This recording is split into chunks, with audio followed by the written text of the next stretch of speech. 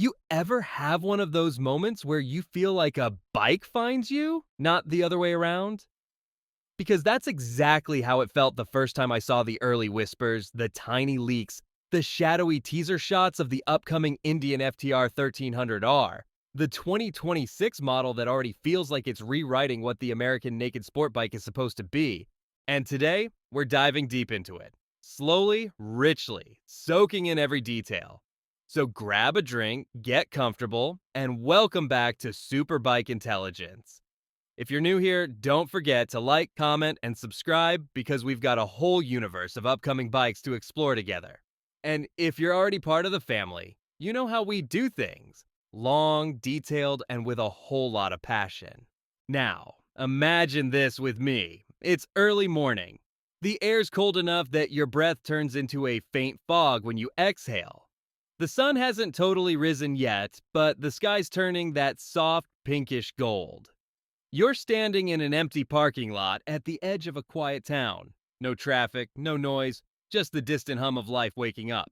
And right there in front of you, sitting under a thin layer of dew, is the bike that Indian has been quietly, almost secretly shaping into something that feels like both a tribute to their flat track lineage and a bold step into the next era of performance riding. The Indian FTR 1300R doesn't shout for attention. It doesn't need to. It just exists with this presence. Like one of those people who walk into a room and don't have to say a word to make everyone look. The shape is familiar, but also sharper, more deliberate. The tank has these subtle new angles that catch light differently. The stance feels a bit more predatory, like it's leaning forward just slightly, ready to pounce. And the more you walk around it, the more it feels like Indian finally said, okay, enough playing safe. Let's make something that hits people right in the chest. And yes, the thing everyone's talking about, the engine, a bigger heart, a reimagined personality. You can almost picture the scene inside Indian's design studio. Someone taps the old FTR 1200's engine case and goes, what if we just went bigger? And someone else smirks that mischievous engineer grin and replies, you're speaking my language. But size alone isn't the point here. You don't make a 1300R just to brag on paper. You make it because the experience needs to evolve. The feel, the soul, the way the bike responds when you twist your wrist on a quiet road with nothing but trees on either side. When I imagine that first ignition, that first moment where the bike clears its throat, I picture a deeper tone than before. Not louder, deeper, more confident. Like the difference between someone nervously introducing themselves at a party versus someone who already knows they belong there. That's the thing about the new 1300R. It isn't trying to be liked. It's simply being what it knows it is. The next chapter. And speaking of chapters, you can't talk about the 1300R without reflecting a bit on where we came from. Some of you watching right now probably remember the first-gen FTR 1200. It was a wild idea at the time. Take the world of flat track racing, mix it with street manners, sprinkle in some American muscle, and see what happens. It wasn't perfect, but it had this charm, a scrappy kind of personality, a bit rowdy, a bit unpredictable, but undeniably fun. Then Indian refined it, improved the geometry, lightened the feel, updated the electronics. The FTR evolved, but it always kept that rebellious attitude. And now, we're here. The FTR 1300R feels like what the original wanted to become all along. Fully grown, self-aware, unapologetically itself. I keep thinking about riders who might hop on this thing for the first time. Maybe someone who's been on European nakeds for years. The MT-10s, the Street Fighters, the Ducati Monsters. And they're curious. They've never given an American naked a chance before. And then they swing a leg over the 1300R. They grip the bars. They feel that mix of familiar upright posture and aggressive lean-forward intent. And right as they roll on the throttle, the bike does something unexpected. It doesn't overwhelm. It invites. That's the difference I keep imagining. Instead of giving you a wall of torques that slaps you in the chest, the 1300R feels smooth, controlled, almost thoughtful, like it wants you to understand it before it reveals its full personality. But once you get comfortable, Once you find that sweet spot where the exhaust note dips into that rich middle tone, that's when it starts whispering, okay, now let's go a little faster. And listen, before we go any deeper, let me just say again, if you're enjoying this breakdown, this storytelling ride we take together, make sure to hit that like button. It helps the channel in a big way. And drop a comment below telling me what you think the FTR 1300R will actually cost, because I have a feeling Indian's gonna pull a sneaky one on us. Back to the bike. One of the things that fascinates me about the 1300R is how Indian seems to be blending heritage and futurism in a way that doesn't feel forced. The lines of the tank still echo that flat track silhouette, but they've been refined, modernized. The LED headlight design looks more sculpted, less circular, more aggressive. Like someone took the old FTR's playful smirk and turned it into a confident stare. Even the seat, and I know this sounds ridiculous, looks like it's part of the bike's emotion. The stitching follows these subtle arcs that make the bike appear faster even while parked. It's that design illusion where your eyes follow the curves and feel movement. It's almost artistic, the way Indian integrates speed into stillness. And speaking of movement, imagine taking this thing out on an empty stretch of road. You give it a little throttle, and the hybrid-assisted torque, yeah, I said hybrid, kicks in with this effortless push. Not like an EV surge, but something more natural. A gentle helping hand. The kind of extra boost you don't consciously notice until you think, wait, I shouldn't be going this fast already. This hybrid idea is interesting because Indian isn't trying to make a sci-fi bike. They're not chasing futuristic vibes. Instead, they're doing something subtle, using hybrid tech to smooth the ride. Reduce vibration, add a little torque during low RPM transitions. It's more like seasoning than changing the recipe. Like adding just a pinch of spice to bring out the flavor but not overpower it. And when you're out there carving corners, the bike doesn't feel bulky. It doesn't feel like a big 1300 should feel. Instead, it moves like a dancer with confidence. Not light, but not heavy either. Balanced, intentional. That's the kind of handling personality I picture when riders start talking about it. A bike that knows exactly what it wants to do and gently encourages you to trust it enough to lean just a little more each time. Let's talk sound, because sound is half the story of any motorcycle. You know that moment on a cool evening when the streets are a bit damp and you're riding slowly through town with your visor slightly cracked? You can hear your exhaust echo off the brick walls around you, the note bouncing and stretching like the bike is humming its own soundtrack. And I can already imagine the aftermarket community going absolutely feral with this thing.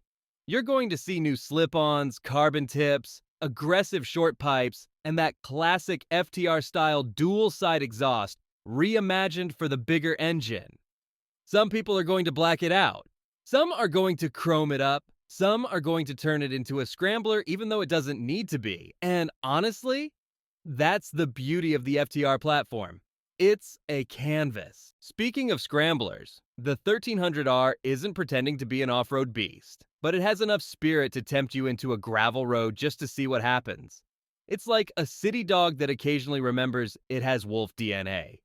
You hit a dirt trail, and suddenly the front end gets a little bouncy. The rear kicks up some dust, and you're thinking, okay, this shouldn't be this fun. It's not built for the wild, but it isn't scared of it either.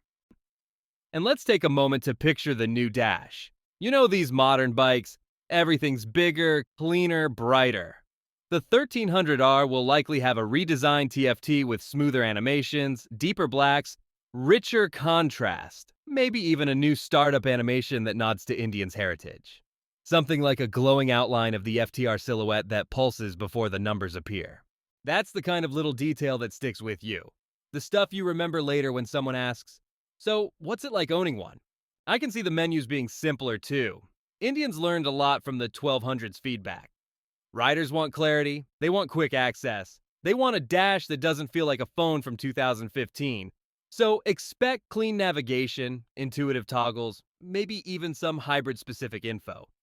Light indicators showing when the electric assist is active or recovering energy. Just enough to make you feel involved without overwhelming you. Now, let's drift into a different kind of moment. Imagine you're riding through a long tunnel, the kind where the walls stretch endlessly and the lights flicker in a pattern that hypnotizes you just a little. You downshift. The exhaust echoes sharply. The bike vibrates beneath you in this soft, controlled rumble. And for a second, just 1 second, the entire world disappears except for you, the machine, and the sound swirling around you like a storm. That's the kind of moment bikes like the FTR 1300R exist for. Those perfect seconds where nothing else matters. And honestly, that's what makes this bike exciting. Not the spec sheet, not the rumored power figures, not the hybrid tech. It's the feeling, the story, the promise that this is a bike meant to be experienced, not measured. If you're still with me, and I hope you are, this is a good time to remind you again. Hit that like button. It keeps these long-form deep dives alive. And subscribe if you're new, because we're just getting started with the 2026 lineup of absolute monsters coming our way. Back to the FTR. I keep imagining the riding position, slightly aggressive but not backbreaking. A posture that says, yeah, we're here to have fun, but we're not trying to punish you. The bar's likely a tad lower. The peg's just a hair rear set compared to the older FTR. Subtle adjustments that make the rider feel more connected to the front wheel, more in control, more ready to attack corners. And then there's the wind. Oh man. The way the wind hits you on a naked bike is different, more personal, more honest. On the 1300R, I picture the airflow being smooth but purposeful, like you're cutting through it rather than punching. On a cool evening ride, that breeze becomes part of the experience. Brushing your shoulders, tugging at your jacket, reminding you that you're alive and doing something that requires presence. You know what else I imagine? City riding. The 1300R slowly rolling past cafes. People turning their heads not because it's loud, but because it looks special. The kind of bike that even non-riders can appreciate. The kind of bike that makes people say, "What is that?" And you just smile under your helmet because you know what they're feeling. That magnetic pull towards something beautiful.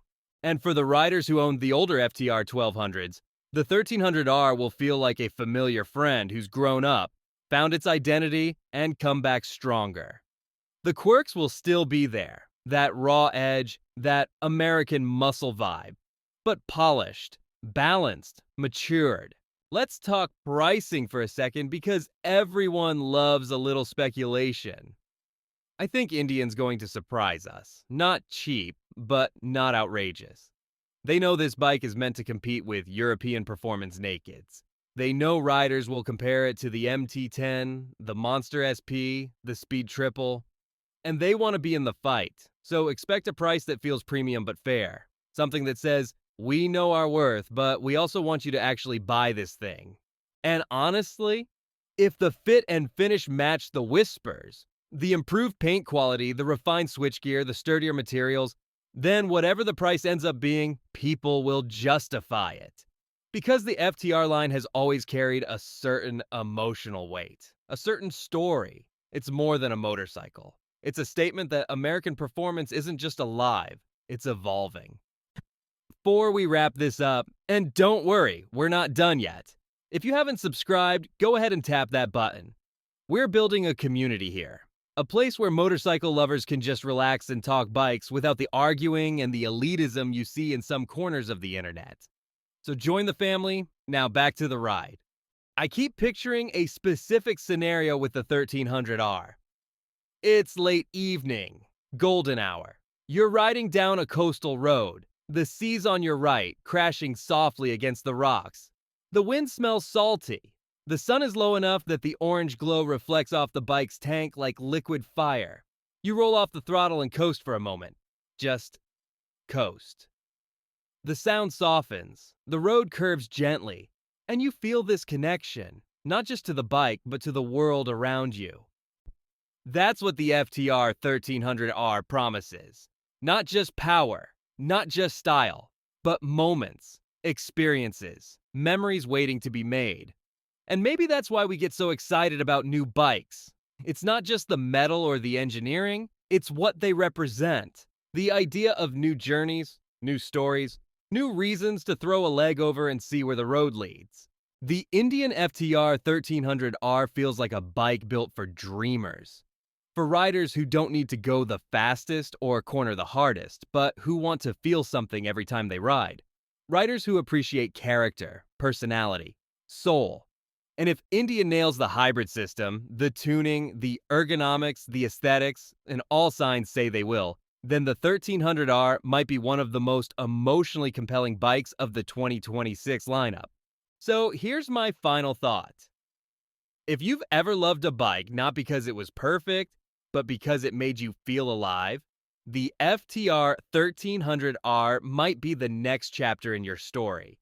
And I don't know about you, but I can't wait to hear that engine for the first time, to see that silhouette in person, to feel that first rumble through the bars. Thanks for hanging out with me for this deep dive. If you enjoyed this long-form cinematic breakdown, hit that like button. It really helps. Drop your thoughts in the comments about what color scheme you hope Indian offers. And, of course, subscribe to SuperBike Intelligence for more upcoming motorcycle journeys. Until next time, keep your visor clean, your tank full, and your heart open to the next ride.